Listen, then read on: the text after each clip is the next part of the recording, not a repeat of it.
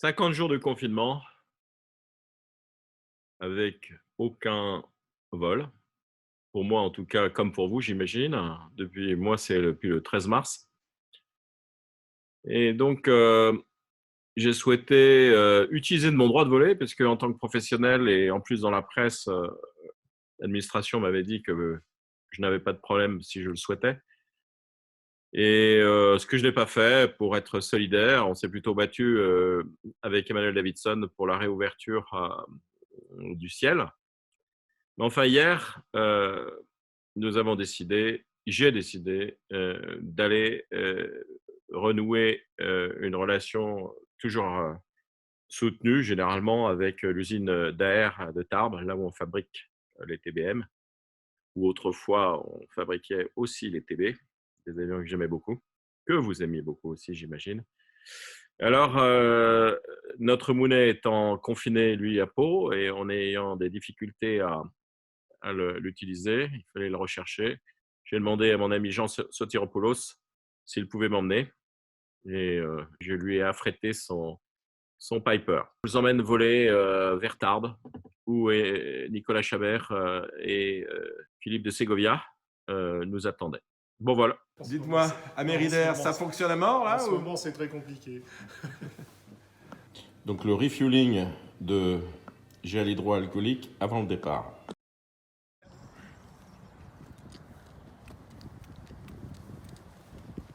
Je m'attends à un guidage radar pour Ericssu, prochaine fréquence 124 355. Est-ce que je pourrais avoir un code transpondeur? Transpondeur 1000. Transpondeur 1000. C'est parti.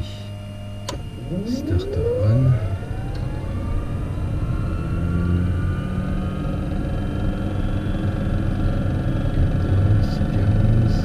On y va.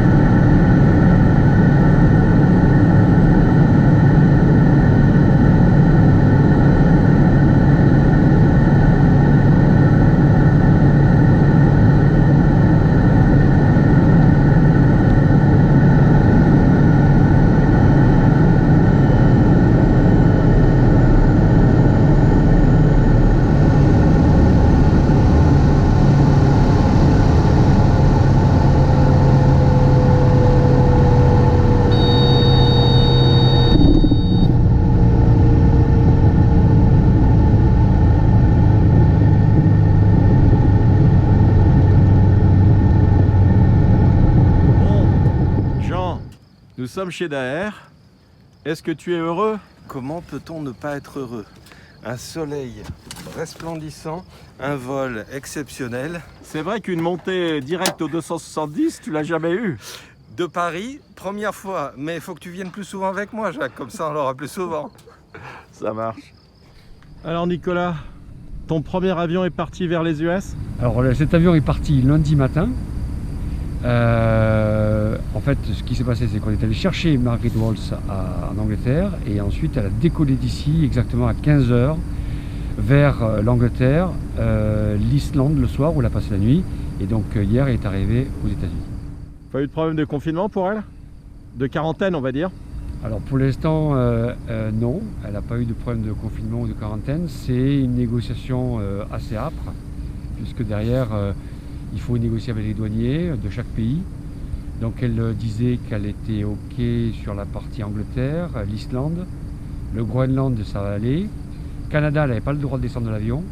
Et à Bangor, c'était en principe tout se passera bien, mais elle n'avait pas de garantie. Donc, son risque, c'était de passer 14 jours dans un hôtel. Son risque, c'était de passer 14 jours à l'arrivée aux États-Unis, tout à fait. Et alors, ça bloquait ton avion là? Alors, pas tout à fait, puisqu'en fait, on a prévu que quelqu'un puisse le prendre en charge à partir des États-Unis pour continuer à le convoyer vers la Californie. Donc, en fait, cet avion est en transit à l'heure où on parle vers la Californie. Ah, donc c'est excellent, c'est l'organisation d'AER, tout est prévu. Tout n'est pas prévu, mais on est très agile pour essayer de tout prévoir. Alors là, il y avait un TBM qui partait faire un essai en vol. Les vols se font régulièrement comme ça? On a repris les vols il y a à peu près 2 semaines, oui, donc là on arrive à faire un planning de vol quasiment tous les jours, mais c'est très réduit par rapport à l'habitude, donc on est sur un planning qui s'est établi en très bonne coopération avec le centre d'essai en vol ou bien les contrôleurs locaux, mais c'est quand même une activité réduite. On est ici dans l'atelier de maintenance d'AER à Tarbes, où on peut voir un certain nombre de TBM qui sont présents. Donc il y a ceux du ministère de la Défense, la LAT ou bien l'armée de l'air qui sont en maintenance. On a un flot continu d'avions qui sont venus depuis les 8 semaines et un certain nombre d'avions clients aussi qui sont là et qui sont prêts à partir dès que le déconfinement a été prononcé. C'est-à-dire le 11 mai. Eh bien, après le 11 mai, on espère bien que les gens pourront venir chercher leurs avions et puis repartir un peu en vol, puisque ça commence à manquer un tout petit peu. C'est compliqué alors en ce moment? Oh, compliqué, je crois que le mot est faible. Pas plus pour l'activité professionnelle que pour la vie courante de beaucoup de millions de gens, en France ou ailleurs. Mais c'est vrai qu'il faut faire attention, il faut changer un peu nos habitudes. Donc on a adapté les conditions de travail pour qu'on soit compatible de ces règles de distanciation physique. Alors dites-moi comment ça se passe le déconfinement? Alors vous travaillez tout seul sans masque, vous êtes tout seul dans votre coin? Oui, parce que oui, quand moi je suis toute seule dans l'avion, il n'y a pas besoin. Voilà, quand on est à 2 ou 3 dans l'avion, c'est sûr qu'on met le masque. Sinon moi je suis toute seule dans ma soute arrière, pour l'instant, donc je n'ai pas besoin de masque. Voilà. Et l'ambiance? Très bonne. Non, ça va. Première fois de ma vie que je me retrouve avec un masque sur le nez, en train de voir comment travaille mon usine préférée. Bon, je ne devrais pas dire ça, mais comme nos lecteurs le savent, j'ai un faible pour le TBM. Comment vous vivez le confinement? Tout à l'heure, j'ai fait le tour de l'usine. On a vu des gens qui étaient assez heureux, qui ne se plaignaient pas du tout, qui étaient contents d'être au boulot. Bon, maintenant, il faut que l'économie suive, que ça dure longtemps. Je crois que bon, le confinement, il y a deux parties. Il y a une partie qui est indiscutable, c'est qu'il y a des règles sanitaires, il faut les respecter. On ne fait pas ça juste pour s'amuser. Je pense que nos gouvernants n'ont pas du tout pris autour de la planète des décisions faciles. Donc ça, c'est quand même la priorité. Néanmoins, il nous reste à quand même garder aussi un peu finalement l'argent pour essayer de manger un peu tous les jours. Donc il faut que notre activité économique reprenne. Donc on a maintenu un filet d'eau jusqu'à présent. Là, il y a une deuxième vague qui est en train de s'organiser après le 11 mai pour mettre un petit peu plus d'activité. Bon, c'est économiquement et opérationnellement, c'est compliqué. Très compliqué. Oui, parce qu'en temps normal, vous avez combien d'employés ici? L'usine accueille à peu près 1800 personnes quand elle tourne à bloc. Et combien travaillent sur l'aérostructure, par exemple? Sur l'aérostructure, c'est la vaste majorité, puisque... C'est ça. Donc ça veut dire que votre activité va dépendre des commandes d'Airbus, de Dassault, d'Airbus hélicoptères, etc. L'activité du site de Tarbes, elle est un peu découpée en deux. L'activité TBM représente une petite moitié.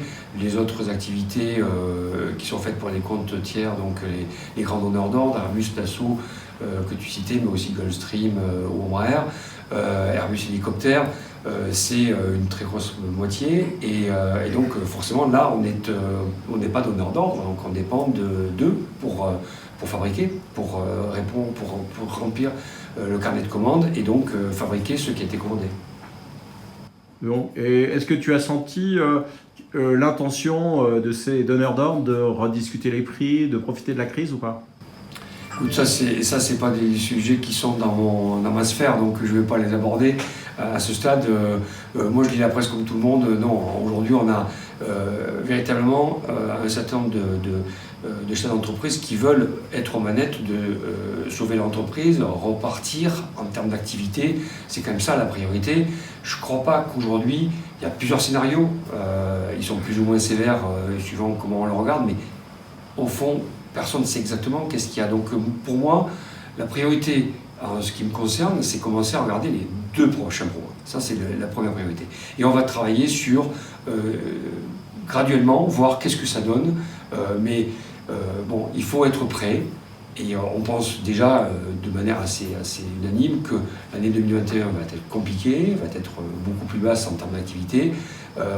Il y a des scénarios qui prédisent un retour qui va être plus ou moins vers fin 2021, mais ou beaucoup plus tard, en 2023, suivant à qui on parle, et quel secteur. On sait que l'aéronautique est touchée de plein fouet par cette pandémie. Donc ça, c'est une réalité à laquelle il faut que l'on se fasse et à laquelle nous sommes en train nous-mêmes de nous organiser.